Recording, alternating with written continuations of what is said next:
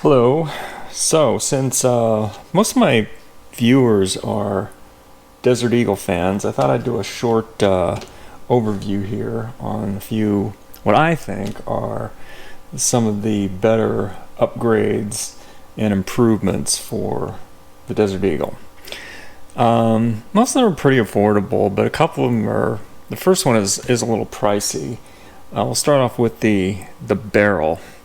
So, as far as an improvement, a barrel is really a good purchase, I think, because it essentially gives you a whole new gun. It gives you a if your original gun is a muzzle brake and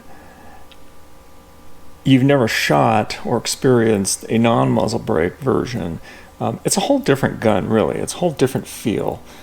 In my opinion, for the $500, $600, or $700, it really gives you a whole new gun, a new feeling, and a new gun. It's well worth it. I'll call it not so much an improvement, but just a change, something for variety. If you have one of these, I highly recommend trying one without it. And if you only have one that doesn't have the muzzle brake, then to try one with it. I'm not a big fan of muzzle brakes, but it changes the whole feel of the gun. It's like a different gun, really. That's the reason I call it an improvement, because it really gives you some variety, and like a second gun, it's a whole different experience, really. The next thing is the grips. The grips.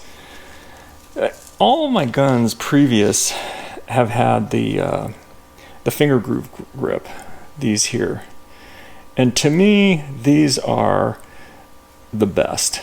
I mean, this just gives you a solid, total grip, a feel. Now, there's pros and cons. The cons are they're thicker and they're wider. Okay, so if you don't have a large hand, or if you have a small hand, this probably won't be very comfortable. But if you could manage to use one of these, to me, it's really a nice, solid feel. However, I did have another video I just recently posted where this tiger stripe, I changed it. I originally had it with the finger slots here, the finger grooves they call them, and I removed it and I put on the non-finger groove version, primarily because of the, just to expose more of the tiger stripe benefit here. It feels good, but it's definitely narrower. It's quite a bit narrower, and it's definitely narrower this way. So it's thinner and narrower this way. It's a whole different feel, but it looks sleek. It really adds a sleekness to the gun. And again, for variety, you might like it. I don't know. It's personal preference, but the only reason I switched it was because of the ability to see more of the gun itself, the frame. Okay. Word of advice. These standard grips, they're basically two halves. They come off and go on very easy, very easy. These finger groove grips, they're one piece and they wrap around, so there's no break here. Okay, so they're just one wrap around piece. They go on pretty easy, but to remove one of these, and I won't go into details, but it's just the way they're shaped, where they hook here and there's a little nub on the inside here so it won't slide, because it's not a two-half, it's a one-piece deal. So there's a technique in removing this grip. If you go on YouTube, you'll find a bunch of instructional video They weren't great, but they definitely showed you where the issue is, why these don't come off, why they don't want to come off. It's not intuitive the way these come off. But once you get them off, they're fine. But again, the whole point was it's a matter of preference. I like these, but I switched to these because of that. And the price is the same. When you order one of these and you spec it out, or you just buy one that's a specific version, they're the exact same price to change them. So I call this the standard model because it comes on more of them, but a lot of them come with these, so it's just personal preference. The next thing are the mags. Next improvement. These mags, here's a stock one, and here's one that looks like a chrome or what have you. It's bright.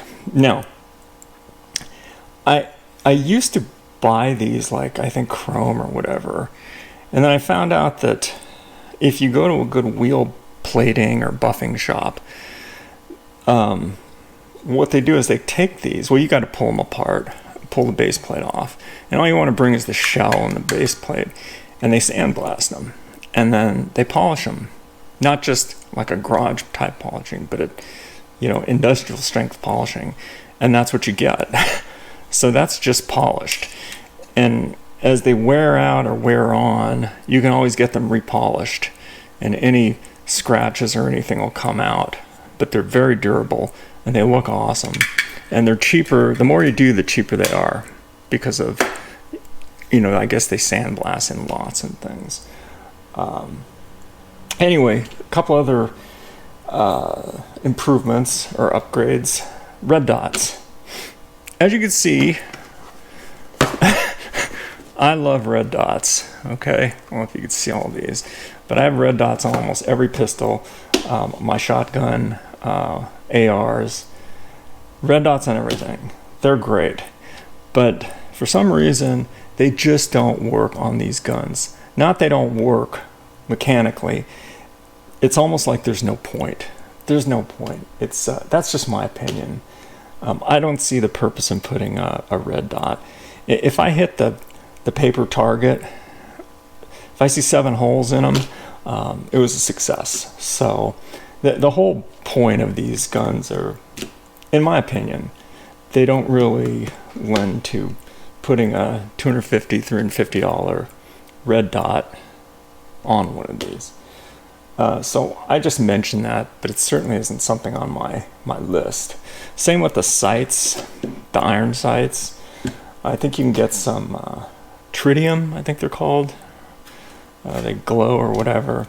It's another, my opinion, kind of a waste of money. Not much point in it. So that was just a few things that I thought I'd share with you. Hopefully you'll get something out of it, and maybe you'll try some of them out.